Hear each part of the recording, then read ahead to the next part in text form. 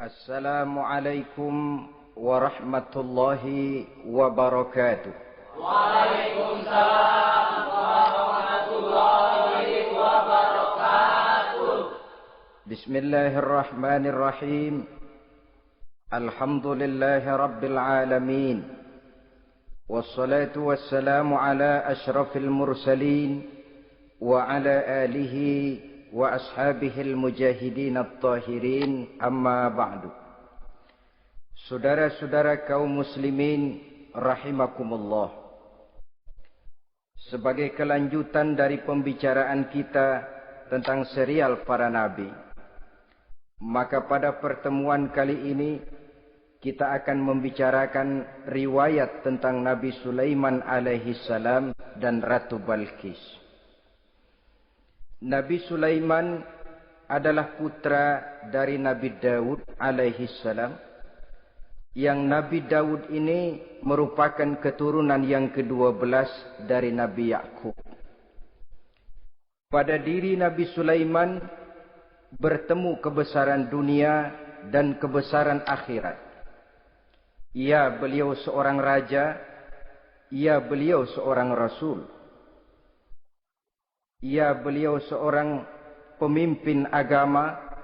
Ya, juga beliau adalah seorang pemimpin negara. Alangkah idealnya memang jikalau ulama menjadi umara, atau jikalau umara adalah seorang ulama. Dengan posisinya sebagai ulama, maka nilai kepemimpinannya terpelihara dari segala macam bentuk penyelewengan. Dan dengan kedudukannya sebagai umara, dia akan lebih efektif memberikan komando kepada rakyatnya untuk hidup melaksanakan perintah-perintah Allah. Tetapi oleh karena orang yang sekaligus jadi ulama dan umara termasuk jenis makhluk langka, maka agama hanya akan memberikan pesan agar yang bernama ulama dan umara saling bekerja sama untuk kemaslahatan dan kemanfaatan rakyat. Ulama adalah ulama, umara adalah umara. Jikalau keduanya bisa berjalan dan berdampingan dengan baik, rakyat akan jadi nikmat. Tapi kalau keduanya centang perenang, tentu rakyat akan jadi kiamat adanya. Ma'asyiral muslimin rahimakumullah. Mengapa figur Nabi Sulaiman adalah figur yang bertumpu kebesaran dunia dan akhirat? Kita lihat dari sejarah bahwa Allah memberikan mukjizat kepada para rasulnya biasanya sesuai dengan kecenderungan umat yang dihadapi pada waktu itu. Umat yang dihadapi Nabi Musa alaihi salam adalah umat yang senang kepada kegagahan, suka kepada bentuk badan yang kuat. Oleh karenanya mukjizat yang diberikan Allah kepada Nabi Musa berupa kekuatan, baik tongkat maupun tenaganya.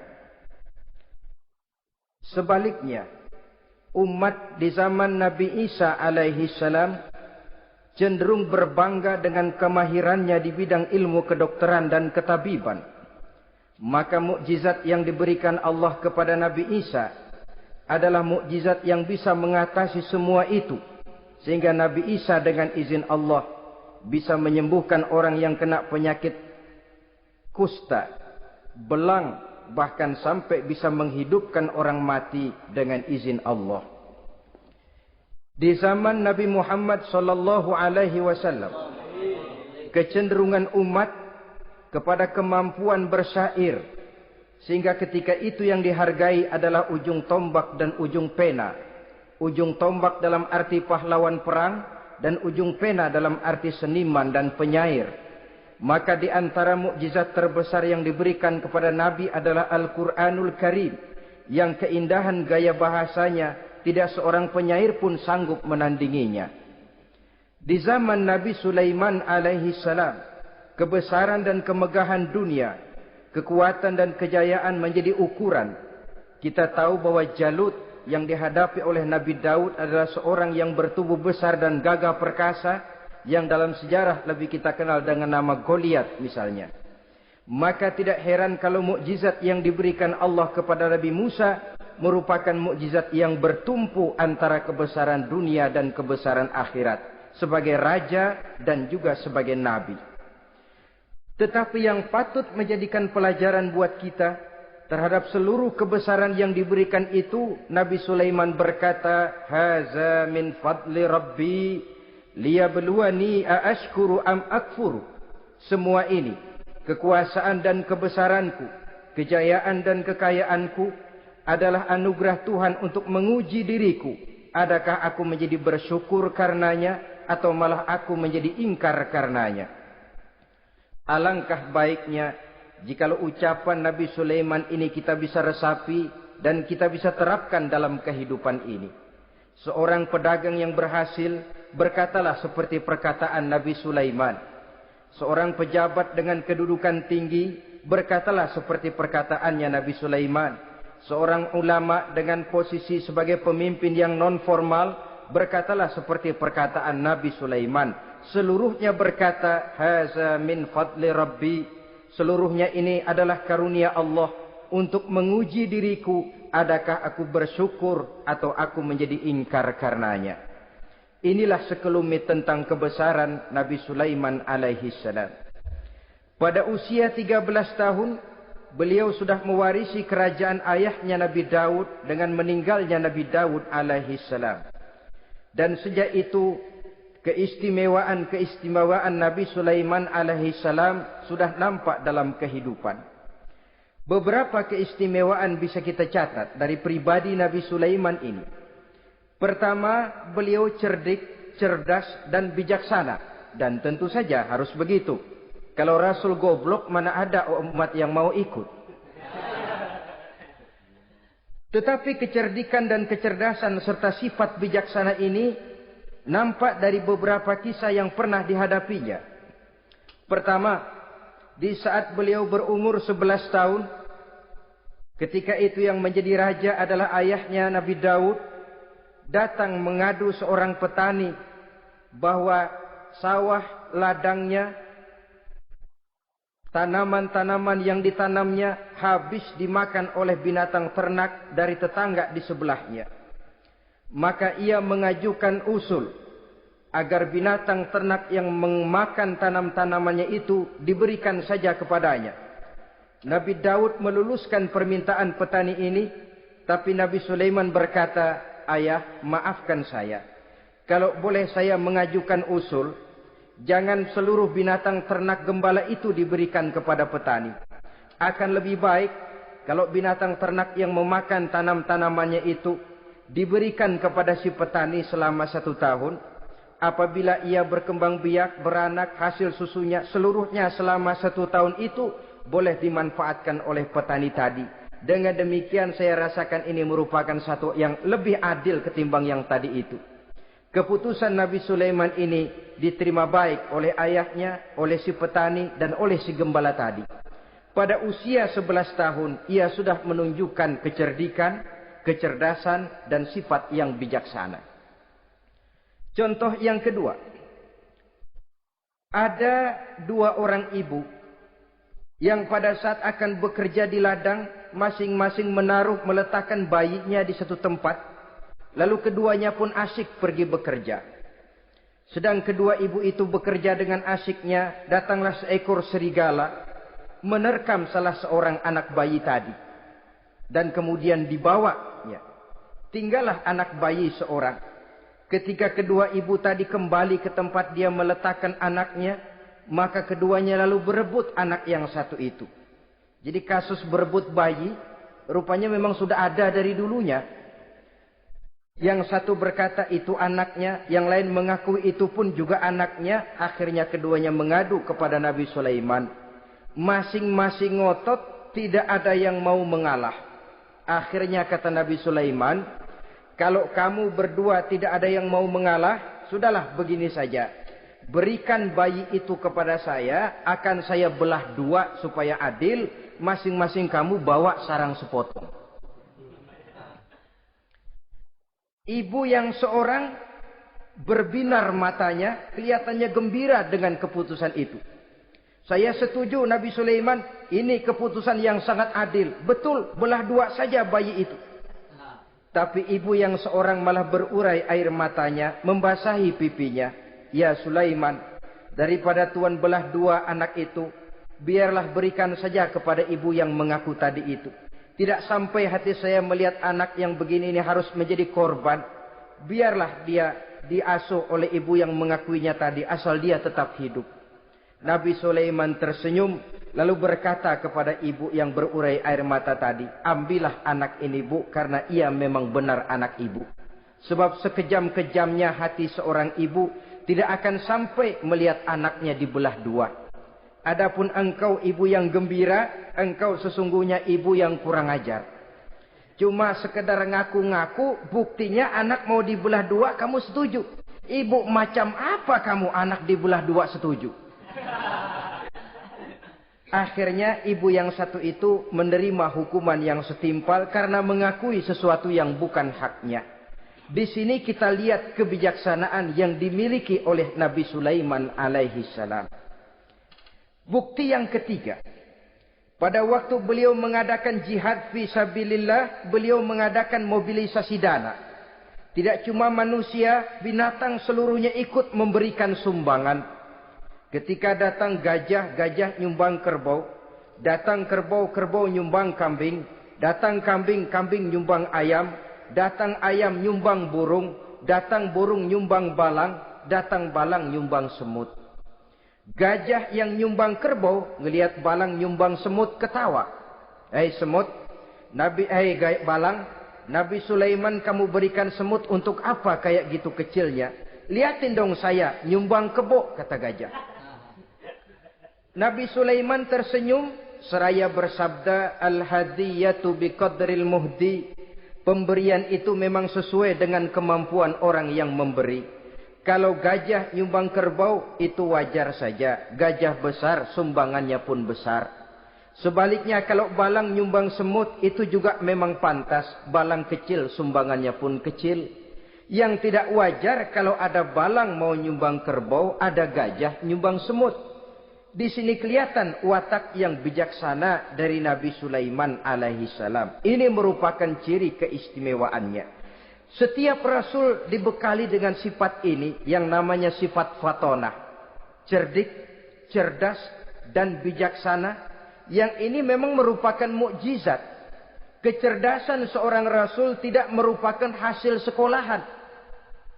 Tapi merupakan bimbingan wahyu semata-mata. Dan ini yang tidak bisa ditandingi oleh manusia. Jadi jangan lalu ngambil dalih Rasul aja nggak sekolah pinter lalu ikut nggak sekolah ya goblok terus. Itu khususiat kok. Sifat yang namanya fatona itu merupakan bimbingan daripada wahyu. Adapun manusia, jikalau dia mau cerdik, jikalau dia mau cerdas, jikalau dia mau bijaksana, dia harus belajar. Dia lewat bangku sekolah, dia lewat teman bergaul, dia lewat bertanya kepada orang-orang pandai atau autodidak. Dengan hidup banyak membaca dari kehidupan ini. Dengan demikian nilai kecerdikan, kecerdasan dan kebijaksanaannya akan bisa meningkat adanya. Ini keistimewaan pertama. Keistimewaan yang kedua, Nabi Sulaiman diberikan kekuasaan oleh Allah sehingga bisa menguasai angin, jin, bahkan juga mengerti segala macam bahasa binatang. Menguasai angin, beliau bisa menundukkan angin ribut dan memerintahkannya angin itu. Dalam surah Al-Anbiya ayat 81 kita temukan, "Wali Sulaiman ar-riha asifatan tajri bi amrihi ilal ardil lati barakna fiha." Dan bagi Sulaiman, ia mampu menundukkan angin ribut yang bertiup menurut perintahnya ke permukaan bumi yang kami berkahi di dalamnya. Menguasai angin, barangkali istilah sekarangnya, memahami betul meteorologi. Itu sebabnya mukjizat hanya diberikan kepada Rasul. Orang yang jiwanya sudah stabil. Coba kalau potongan kita diberikan keistimewaan bisa ngatur angin, Saban Sari main angin. Nggak boleh ada orang kita keselin. Kesel sama orang, undang angin, hantam saja. Maka mukjizat semacam ini hanya diberikan kepada orang yang jiwanya sudah stabil. Ada satu cerita, namanya juga cerita, tapi kebenarannya mendekati. Seorang wali di tanah Jawa sholat Jumat di Masjidil Haram di Mekah itu. Namanya wali kalau di Jawa kan pakai belangkon. Dia sembahyang di Masjidil Haram. Ini ada orang Arab usil. Tumben ngelihat belangkon. Ini apa di tengah masjid? Dia tepak belangkon itu. Miring di atas kepala. Begitu belangkonnya miring, tanah kayaknya ikut miring. Sehingga penduduk heran. Ini apa tanah jadi miring begini? Lalu ada seorang wali juga yang alim dan mengerti. Lihat-lihat di tengah Masjidil Haram ada belangkon miring di atas kepala. Jangan-jangan ini sebabnya ini. Dia samperin, dia dananin lagi tuh belangkon rata. Tanah kelihatannya kayak rata lagi. Keistimewaan seperti ini pun hanya diberikan kepada orang yang jiwanya memang sudah stabil. Coba kayak kita diberikan keistimewaan kayak begitu. Main belangkon melulu. Saudara-saudara kaum muslimin rahimakumullah. Juga bisa menguasai jin. Memerintahkan jin. Dan juga mengerti segala macam bahasa binatang. Kita bisa lihat dalam surah As-Saba ayat 12 misalnya. Demikian juga tentang mengerti bahasa binatang. Pada satu hari Nabi Sulaiman dan bala tentaranya lewat di satu lembah. Lembah itu kebetulan lembah semut. Ketika mereka lewat di lembah itu, Raja Semut lihat dari kejauhan, dia pidato kepada rakyatnya para semut itu. Apa katanya? Ya ayyuhan namlu dukhulu masakinakum. La yahtimannakum Sulaiman wa junuduh. Wahum la yash'urun. Jadi ini Raja Semut melihat Nabi Sulaiman datang bersama seluruh bala tentaranya. Dia pidato kepada rakyatnya. Saudara-saudaraku rakyat semut. Di mana saja suara saya bisa didengar. Perhatian, perhatian. Ini Nabi Sulaiman mau liwat dengan seluruh bala tentaranya. Kamu semua supaya masuk ke dalam lubang kamu masing-masing. Sebab kalau kamu enggak masuk ke lubangmu masing-masing, akan diinjak oleh Sulaiman dan bala tentaranya. Sedangkan mereka tidak tahu kalau kamu kena injak. Masuklah semut itu seluruhnya ke dalam lubangnya masing-masing. Nabi Sulaiman senyum. Fatabassama dhahikam min qawliha. Mendengar ucapan Raja Semut ini, Nabi Sulaiman tersenyum. Lalu berkata, apa katanya? Rabbi auzi'ni an ashkura ni'mataka allati an'amta alayya wa ala walidayya wa an a'mala salihan tardahu wa adkhilni birahmatika fi ibadika salihin. Satu pengakuan yang tulus, yang jauh dari watak kesombongan. Mendengar Raja Semut berkata semacam itu, beliau senyum. Lalu berkata, wahai Allah, tetapkan kiranya hati saya ini untuk selalu bersyukur terhadap nikmat yang engkau karuniakan kepada saya. Karena nikmatku, nikmat yang engkau berikan kepadaku, saya mengerti bahasa binatang. Karena mengerti bahasa binatang, saya mengerti seruan Raja Semut itu. Tetapkan saya untuk selalu bersyukur ya Allah atas nikmat yang engkau berikan ini. Atas nikmat yang engkau berikan kepada kedua orang tua saya. Dan tetapkan saya untuk selalu melakukan amal soleh yang engkau ridhoi. Dan masukkan saya ke dalam golongan hamba-hambamu yang soleh. Satu pengakuan yang tulus. Yang jauh dari sifat kesombongan. Mungkin kalau sombong yang lahir. Begitu dengar Nabi Sulaiman bahwa semut ngomong begitu. Beliau akan berkata, iya masuk ke buruan. Tapi kan tidak. Malah beliau perintahkan bala tentaranya. Pasukan, berhenti. Ada apa Nabi Sulaiman? Di depan kita ada kerajaan semut. Mereka lagi kocar-kacir masuk ke sarangnya masing-masing. Tunggu sampai mereka masuk. Dan kita bisa lewat dengan aman. Tanpa harus menginjak-injak mereka. Bala tentaranya di stop dan berhenti. Ternyata kebesarannya tidak menyebabkan ia lalu memandang remeh sampai kepada makhluk yang bernama semut sekalipun. Masih tetap dihargainya sebagai makhluk dari Allah Subhanahu wa ta'ala. Sesuatu yang perlu menjadi contoh kita semua. Sebab orang bilang kadang kacang sering lupa akan kulitnya. Kadang posisi kita yang tinggi menyebabkan kita lupa dari mana kita berasal. Kadang harta yang kita miliki menyebabkan kita lengah dari mana kita datang.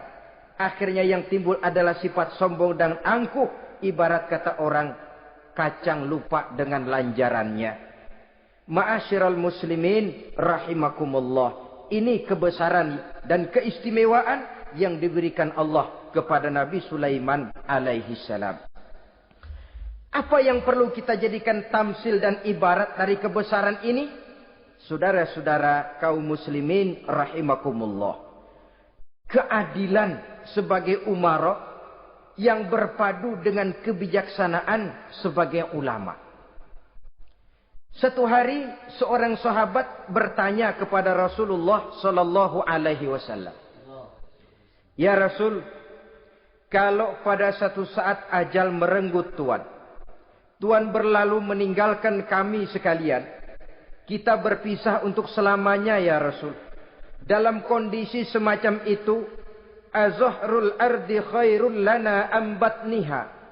Mana yang lebih baik ya Rasul buat kami kalau sudah ditinggalkan oleh Tuhan?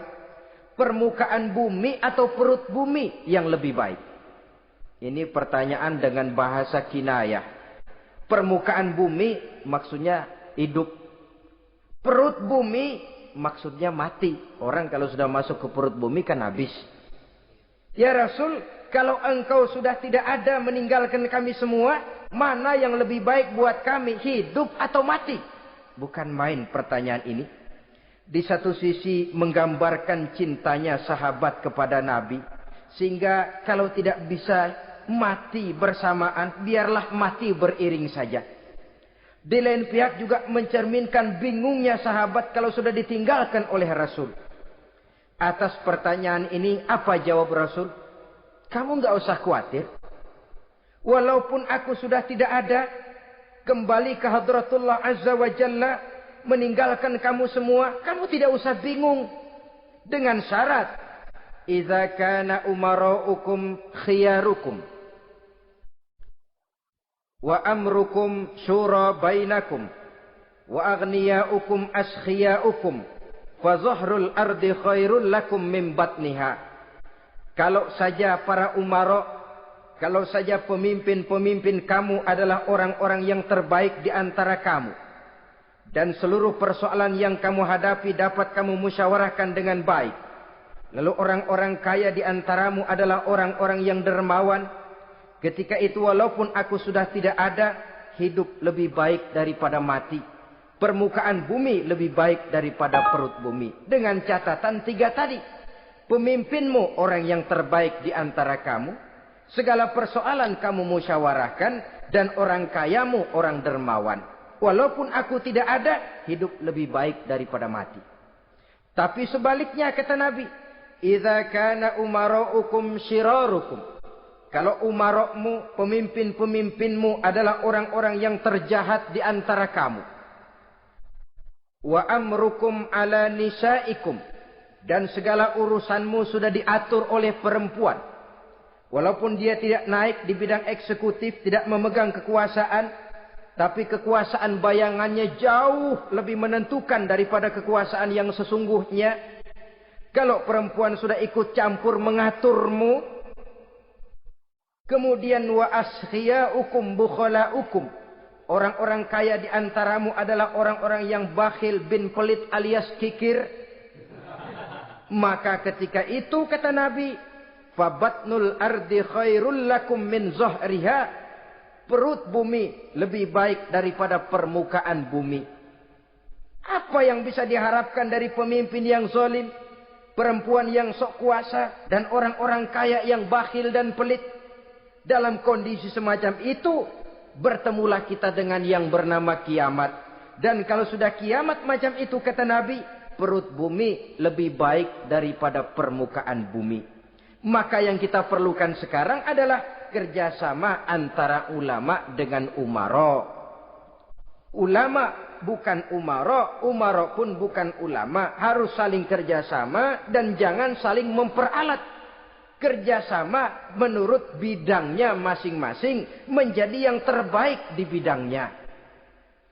Jangan sudah jadi kiai karena ingin berpartisipasi aktif lalu pindah jadi pemborong jembatan. Tidak sadar akan profesinya.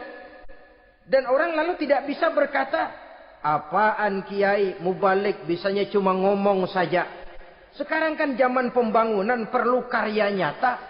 Mana ada ustadz kiai mubalik bikin irigasi.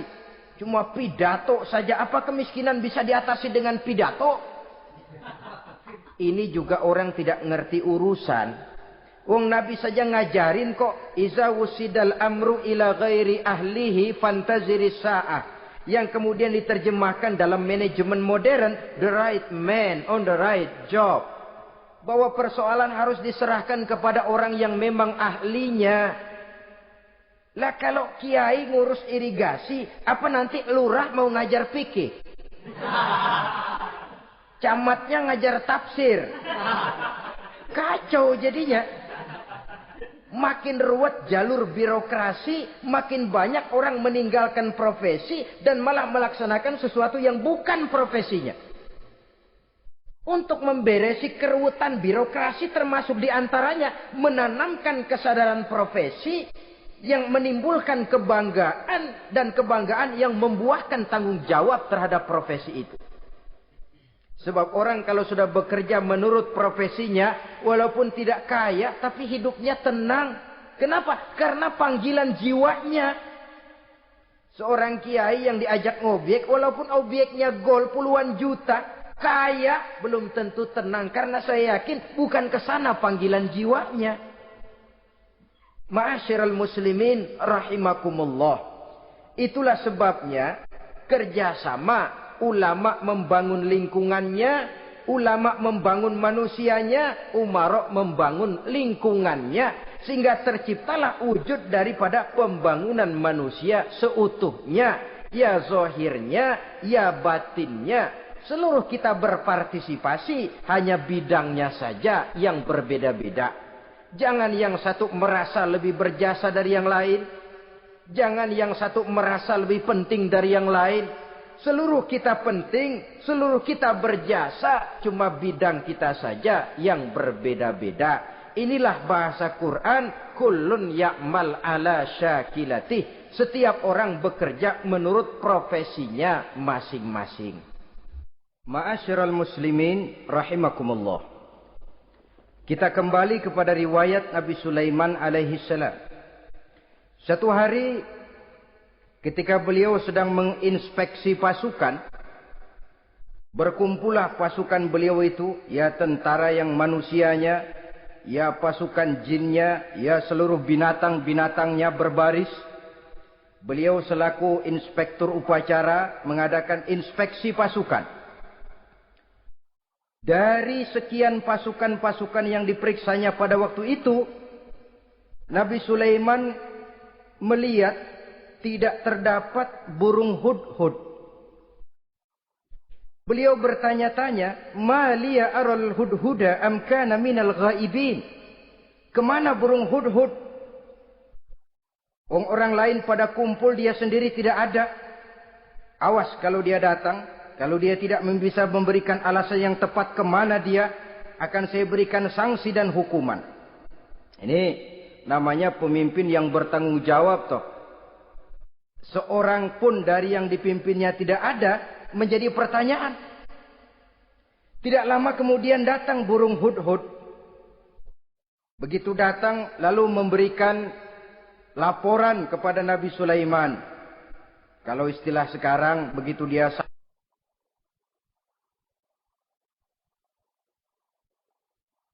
sampai berdiri hormat, lapor, kata hudhud ini.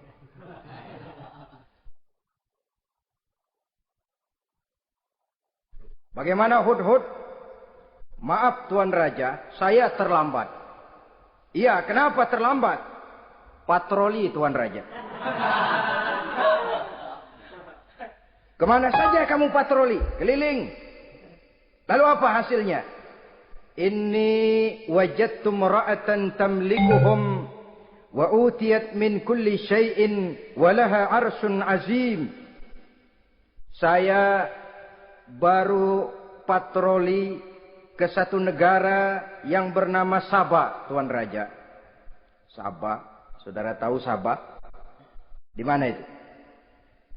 Dekat ibu kota Yaman sekarang. Di sana Tuan Raja, kata Hudhud ini, wajadtu mra'atan tamlikuhum. Yang jadi raja perempuan. Kalau Tuan raja besar, Tuan orang laki. Ayah Tuan raja besar, Nabi Daud, laki. Ini mah model Tuan Raja. Orangnya rajanya raja besar tapi perempuan. Tumben saya ngelihat ada raja perempuan. Kerajaannya begitu besar. Begitu. Iya. Lalu dia jadi raja bagaimana? Ya mewarisi kerajaan ayahnya Sri Baginda Raja Syarahil. Ketika ayahnya wafat dia naik. Walaha arsun azim. Singgasananya besar. Bagus. Antik Tuan Raja. Terus bagaimana lagi? Wajadtuha wa qaumaha yasjuduna lisyamsi min dunillah. Yang jadi pikiran saya Tuan Raja. Dengan kekuasaan yang besar. Mereka itu seluruhnya. Seluruh bala tentaranya dan kaumnya. Yasjuduna lisyamsi. Mereka menyembah matahari. Bukan menyembah Allah. Mendengar ini Nabi Sulaiman tergerak hatinya. Waktu mendengar rajanya perempuan, kekuasaannya besar, belum tergerak. Tapi ketika sampai kepada yasjuduna lisyamsi. Mereka sujud kepada matahari. Di situ pribadi seorang rasulnya tergerak. Siapa nama ratu itu? Namanya Ratu Balkis Tuan Raja. Begini Hudhud. Laporan kamu saya terima. Alasan kamu datang terlambat bisa dipertanggungjawabkan. Kamu tidak kena hukuman. Cuma begini saja Hudhud. Karena kamu yang laporan. Kamu yang tahu lokasi negaranya. Kamu yang harus melaksanakan tugas ini. Apa Tuan Raja? Idhab bi kitabi hadha fa'alqih ilaihim. Kamu berangkat lagi ke negeri Sabah. Bawa surat saya. Berikan kepada mereka. Thumma tawalla anhum. Kemudian kamu berpaling dari mereka. Tapi jangan pulang. Fanzur madza yarji'un. Lihat apa reaksi mereka setelah menerima surat ini. Baik Tuan Raja, baik. Nabi Sulaiman menulis sepucuk surat kepada Ratu Balkis. Dan surat itu dibawa oleh burung Hudhud tadi. Terbanglah si burung Hudhud ini ke negeri Sabah. Masuk ke istana Ratu Balkis. Dan surat itu jatuh di kamar Ratu Balkis. Diambil surat tadi. Kemudian dibaca. Apa isi suratnya? Innahu min Sulaiman. Wa innahu bismillahirrahmanirrahim. Alla ta'lu alayya. Wa'tuni muslimin. Surat ini dari Sulaiman. Bismillahirrahmanirrahim. Jangan kamu merasa lebih tinggi dari aku. Datanglah kepadaku dan masuk ke dalam agama Islam. Suratnya singkat, padat, ultimatum. Jadi enggak pakai bahasa kembang, enggak pakai bahasa basi, langsung kepada isi. Surat ini dari Sulaiman. Bismillahirrahmanirrahim. Jangan kamu merasa lebih tinggi dari aku. Datanglah kepadaku dan masuklah ke dalam agama Islam. Ini yang disebut dakwah langsung tanpa pakai kembang. Saudara-saudara, menerima surat semacam ini, Ratu Balkis lalu ngumpulin para pembantu kerajaan, aparat pemerintah lah zaman sekarang. Termasuk menteri-menteri. Dipanggil sidang darurat di istana Ratu Balkis. Membahas datangnya surat dari Nabi Sulaiman alaihissalam. Tuan-tuan para menteri. Bagaimana Sri Ratu? Saya dapat surat. Dari mana? Dari Sulaiman. Katanya apa? Jangan kamu merasa lebih hebat dan lebih tinggi dariku. Datanglah kemari. Dan masuklah ke dalam agama Islam. Menurut pendapat tuan-tuan menteri bagaimana surat ini? Apa kita penuhin permintaannya? Kita datang rame-rame masuk Islam? Oh, kata menteri, jangan dulu tuanku. Gengsi dong. Kita ini kan kerajaan besar. Tentara kita gagah. Masa mau menyerah tanpa syarat? Soal nanti kita kalah atau menang itu soal lain, Tuan Perdana Menteri, Tuan Ratu. Tapi bahwa kita punya harga diri itu harus kita tunjukkan lebih dulu. Jadi menurut Tuan Menteri bagaimana? Kami sih nunggu komando Tuan Putri saja. Artinya, kalau boleh, perang saja. Cuma mau duluin, takut dikira nyelongcong. Kami sih gimana komando Tuan Ratu saja. Tuan komandokan berangkat, kami segera berangkat. Terserah Tuan Putri, kami seluruhnya loyal, taat dan setia menunggu titah dari Sri Paduka Ratu. Terima kasih para menteriku. Soal kesetiaanmu saya tidak meragukan. Tapi perang dimanapun selalu membawa kerugian. Kita menang, rugi, tentu jatuh korban. Apalagi kalau kita kalah. Dan raja-raja yang mengalahkan negeri-negeri lain selalu membawa kehinaan kepada negeri yang dikalahkannya. Jadi bagaimana? Sekarang begini saja. Kita ambil jalan tengah. Lalu diplomasi dulu. Diplomasi macam apa Tuan Ratu? Kita kirim utusan kepada Nabi Sulaiman. Dari sana nanti kita lihat reaksinya. Saya memang selama ini sudah dengar siapa itu Nabi Sulaiman. Katanya orangnya masih muda, masih bujangan, bijaksana, kekuasaannya besar, tentaranya hebat. Cuma kan baru berita. Kita cek. Jadi diplomasi macam apa Tuan Ratu? Kita kirim utusan kepada Raja Sulaiman. Kita bawakan hadiah-hadiahnya. Yang mahal-mahal, mewah-mewah, menarik. Pokoknya yang terbaik di negeri kita, berikan kepadanya. Lihat reaksinya. Kalau dia tergiur dengan hadiah itu, dia raja. Bukan nabi. Tapi kalau dia menolak hadiah itu, dia memang nabi. Dan apa reaksi kita nanti tergantung sikap Nabi Sulaiman. Aha, kalau begitu setujulah Ratu. Itu memang bijaksana. Diplomasi dulu. Iya, jangan datang-datang main perang aja loh. Perang sih gampang. Tapi ini kan ada meja perundingan. Sepanjang masih kita bisa menempuh jalan damai, damai saja dulu. Baik. Maka diaturlah satu barisan diplomasi untuk menuju Palestina, kerajaan Nabi Sulaiman alaihi salam. Rombongan terdiri dari 500 orang laki-laki dan 500 orang perempuan. Yang laki ganteng, yang perempuan cantik. Yang laki dikendarai dengan kuda-kuda pilihan dan yang perempuan dikendarai dengan keledai-keledai pilihan. Kuda dan keledai pun dihiasi begitu rupa.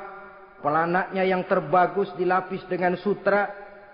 Sedangkan bawaan-bawaannya tidak lain daripada intan, berlian, mutiara, jamrud, yakut, kesturi. Yang dilapis dengan sutra tenun yang asli. Pendeknya hadiah yang serba wah. Dan rombongan ini dipimpin oleh seorang diplomat ulung dari negeri Sabah. Bernama Munzir bin Amru. Ini ahli diplomasi dari negeri Sabah. Dipesanlah oleh Ratu Balkis, kalau datang nanti kamu ke negeri Sulaiman, sikapmu harus begini, begini, dan segala macam. Ditatar dulu. Sebab ini mau diplomasi tingkat tinggi. Baik, Sri Ratu. Nah, sudah mendengar perundingan ini, burung hudhud pulang ke negeri Nabi Sulaiman. Apel lagi, lapor Tuan Raja. Bagaimana hudhud? Sikapnya mereka akan mengutus utusan dengan membawa berbagai macam hadiah untuk datang ke negeri kita. Baik. Nabi Sulaiman kumpulkan tentaranya, terutama para jin. Hei tentaraku, khususnya kalian para jin, akan datang rombongan tamu besar ke negeri kita. Maka mulai saat ini saya komandokan, kamu bangun satu istana yang megah. yang belum pernah ada dalam waktu yang relatif singkat. Dan lantai daripada istana itu harus dilapisi dengan kaca-kaca tebal yang bening. Bawahnya diisi dengan air, diisi dengan ikan-ikan hias yang indah-indah. Baik Tuan Raja. Maka tentara Nabi Sulaiman sejak manusia sampai binatang sampai jin, semuanya kerja bakti membangun istana yang megah. Sehingga sebelum rombongan kerajaan Sabah ini sampai, istana sudah selesai. Mereka masuk ke dalam istana Nabi Sulaiman. Begitu melihat lantainya gemerlapan air, masing-masing pada ngangkat kain. Takut kainnya basah. Waduh, ini istana kebanjiran begini pikiran. Kata Nabi Sulaiman, enggak usah diangkat kainnya, enggak usah. Ini dilapis kaca, cuma bawahnya memang kolam. Kolamnya berisi ikan. Oh, bengong. Bengong. Bengong aja pada melongo mulutnya. Saudara-saudara, jadi persis orang yang tinggal di puncak gunung datang ke tengah-tengah kota. Kan noraknya minta ampun. Apaan aja ditunjuk. Apaan aja dilihat, apaan aja ditunjuk. Ini ya, itu ya, wah. Wah, sudah semuanya serba wah. Jadi kalau istilah tingkat diplomasinya, mereka sudah kalah mental. Dan itu sudah kemenangan pertama dari Nabi Sulaiman. Sudah shock. Mereka merasa negeri Sabah kaya, luar biasa, hebat. Begitu datang ke negeri Sulaiman, mereka jadi orang norak kayaknya. Sudah kumpul, nah selamat datang tuan-tuan ke negeri kami. Ada pesan apa? Majulah Munzir bin Amru. Tuan Sulaiman, bagaimana? Kami diutus oleh Sri Baginda Ratu Balkis untuk menyampaikan hadiah-hadiah yang kami bawa ini. Intan, berlian, yakut, jamrud, kesturi, dan barang-barang mahal lainnya. Mudah-mudahan Tuhan bisa menerima dengan senang hati. Nabi Sulaiman tersenyum. Lalu beliau berkata, Atumiddunani bimalin, fama atani Allahu khairun mimma atakum. Kamu mau memberikan saya seluruh hadiah-hadiah permata intan ini? Padahal apa yang telah diberikan Allah kepada saya jauh lebih baik dari apa yang telah diberikannya kepadamu. Kamu merasa bahwa saya kekurangan semua ini? Ketahuilah tuan-tuan, saya punya lebih banyak dari apa yang tuan-tuan berikan sekarang ini. Irja' ilaihim, bawa pulang kembali seluruh hadiah ini. Sampaikan salam saya kepada ratumu, Ratu Balkis. Falanatiyannahum bijunudin la qibala lahum biha. Kalau mereka tetap tidak mau datang menyatakan keislaman, kami yang akan datang ke sana dengan seluruh bala tentara kami yang mereka pasti tidak akan sanggup menghadapinya. Saudara bisa baca dalam surah An-Naml ayat 36. Saudara hadirin ma'asyiral muslimin rahimakumullah. Kalau orang sudah silau dengan yang namanya upeti, hadiah, harta, secara mental dia sudah jatuh. Andai kata ketika itu Nabi Sulaiman menerima seluruh hadiah tadi, maka misi kerasulannya tidak akan jalan. Wibawanya hancur dan dia tidak akan sanggup lagi mendakwahkan Ratu Balkis untuk masuk ke dalam agama Islam. Dia akan jadi cemoohan di negeri Sabah. Sulaiman ngomong aja dikasih hadiah telap. Nah, ternyata ada yang lebih mahal dari harta. Ada yang lebih mahal dari intan dan mutiara. Ada yang lebih mahal dari pangkat dan kedudukan. Apa dia? Harga diri. Dan itu yang langka sekarang ini. Lebih baik jalan kaki tapi kita bebas mendongakkan kepala kemanapun kita mau. Daripada naik mobil empuk tapi mata nunduk saja nggak berani lihat ke atas. Kehilangan harga diri. Ulama yang kehilangan harga diri akan menyelewengkan ayat. Pejabat yang kehilangan harga diri akan melakukan segala macam penyelewengan. Dan lain sebagainya. Harga diri sesuatu yang mahal. Terutama di kota-kota besar, kota-kota yang menyandang gelar metropolitan, biasanya harga diri ini sudah tidak dihiraukan orang lagi. Cuma untuk uang yang relatif kecil, cuma untuk kedudukan yang temporer, orang tidak segan-segan mengorbankan sesuatu yang paling mahal yang bernama harga diri. Akhirnya suap merajalela, sogok menjadi-jadi, semir pun menjamur. Bahkan malah kadang-kadang jadi target. Sehingga ada pernah berita jabatan wakil gubernur katanya dikomersilkan. Siapa yang bisa memberikan sekian puluh juta dia akan naik. Ini kalau sudah begini ya salam. Orang itu kalau memperoleh satu jabatan karena mengeluarkan banyak uang, percayalah saudara, begitu dia naik ke jabatan itu, langkah pertama yang dia lakukan, bagaimana supaya uangnya bisa kembali. Bukan bagaimana bekerja sebaik-baiknya. Bukan bagaimana mensejahterakan rakyat sebaik-baiknya. Karena dia merasa naik jabatan banyak mengeluarkan uang, setelah dia naik, gimana supaya pulang modal dulu. Lebihnya kalau ada, baru bekerja buat rakyat. Itu pun kalau nggak keburu pensiun. Kadang-kadang malah lebih celaka lagi kalau sudah mau pensiun baru bikin pemutihan. Wah saya baru rajin iktikaf di masjid, pergi haji. Kenapa? Udah pensiun.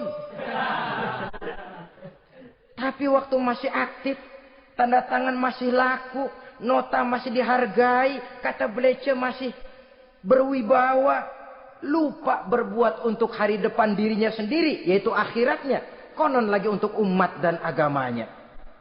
Jadi untuk mengabdi, berbuat baik kepada umat, berkhidmat kepada agama, iktikaf di masjid, tuan-tuan, tidak usahlah nunggu sampai pensiun.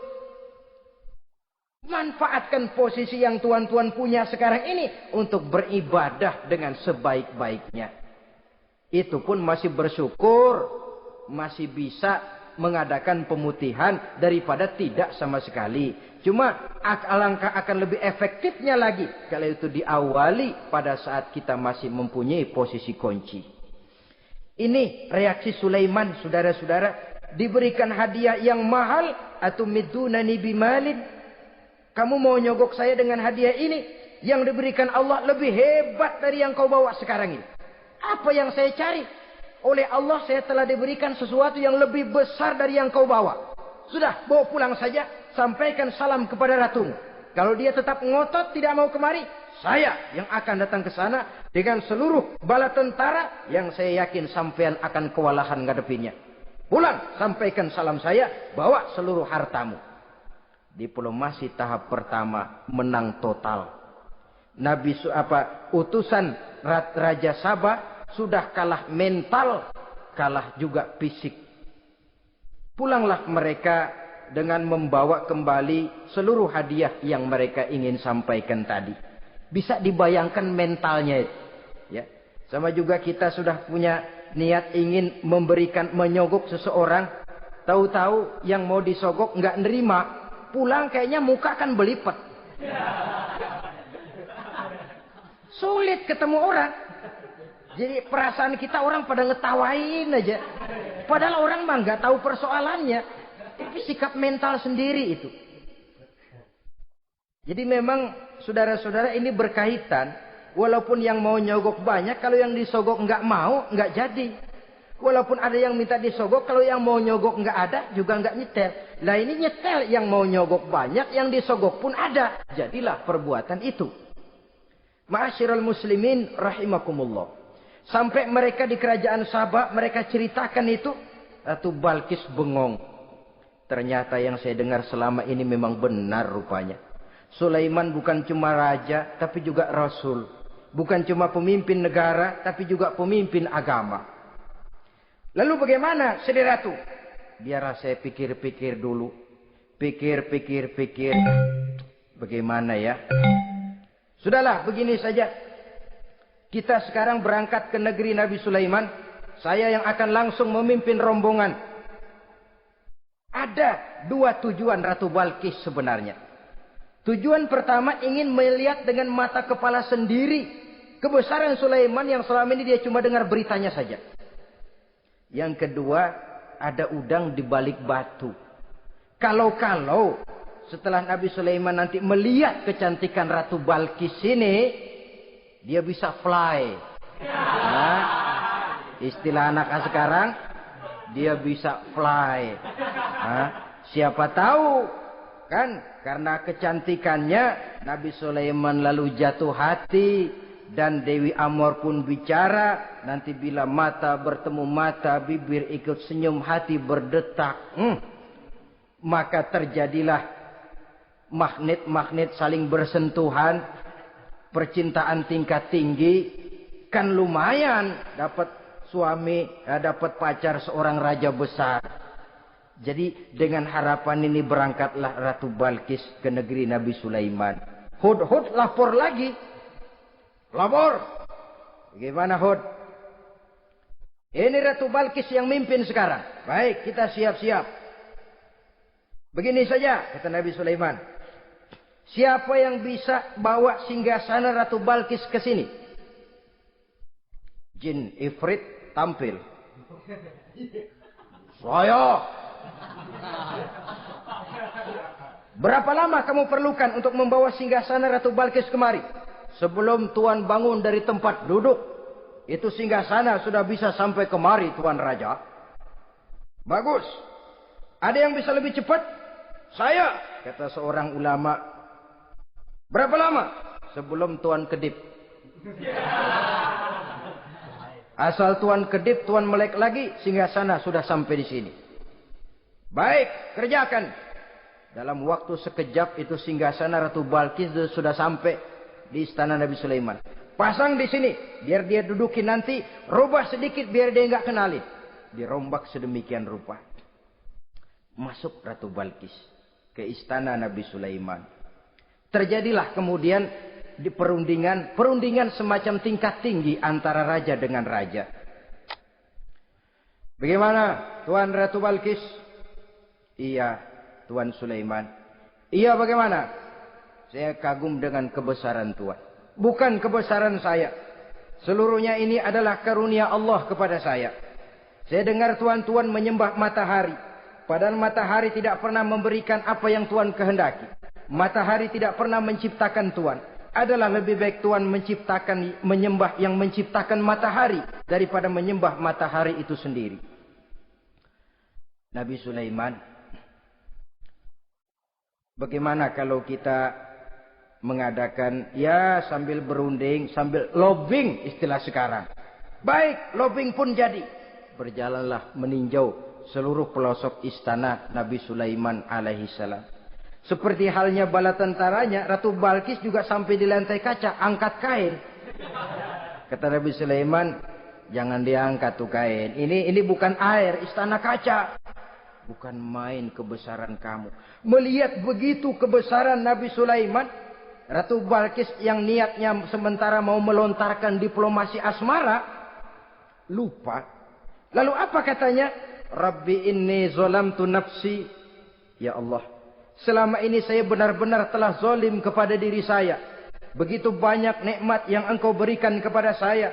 Saya jadi ratu dengan kekuasaan yang besar, mewarisi kebesaran ayah. Dengan kerajaan dan bala tentara yang gagah perkasa. Bukan saya bersyukur kepadamu, malah saya menyembah matahari. Inni zalamtu nafsi. Sungguh saya telah zalim kepada diri saya. Maka mulai sejak saat ini, aslamtu ma'a Sulaiman lillahi rabbil alamin. Mulai sejak saat ini ya Allah, saya nyatakan diri, saya masuk Islam, bertuhankan Allah Rabbul Alamin. Saya tunduk kepada Nabi Sulaiman alaihi salam. Masuk Islam sebelum diplomasi asmaranya melayang, saudara-saudara.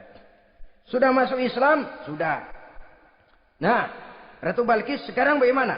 Ya Nabi Sulaiman, Kalau saya masuk Islam, apakah kerajaan saya akan tunduk dan diatur oleh kerajaan Tuhan? Tidak.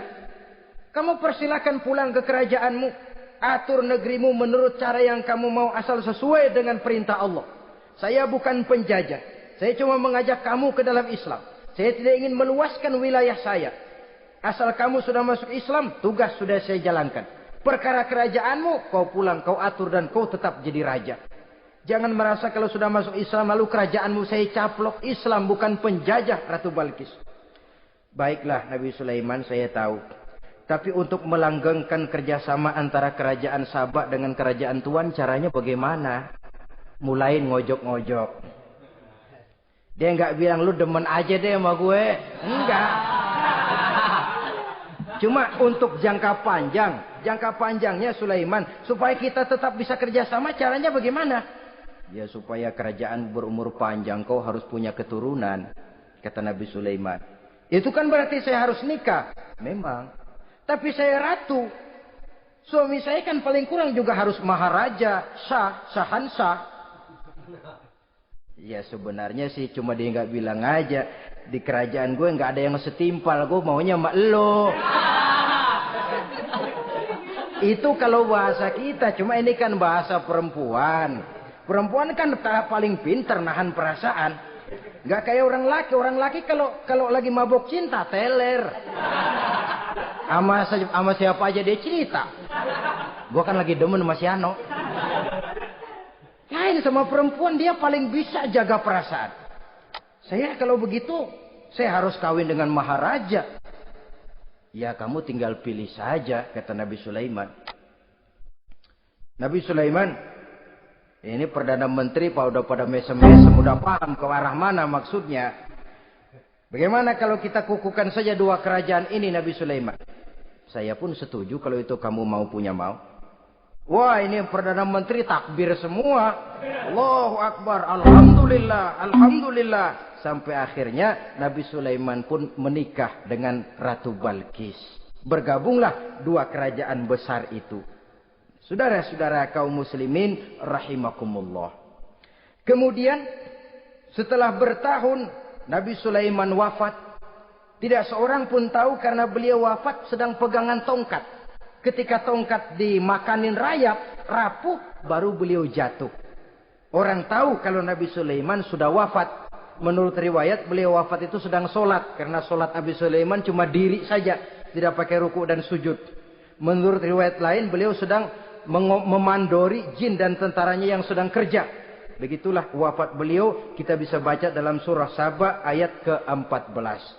Setelah beliau wafat, Palestina diserbu oleh Raja Bukhtanasor atau Raja Nebukadnezar.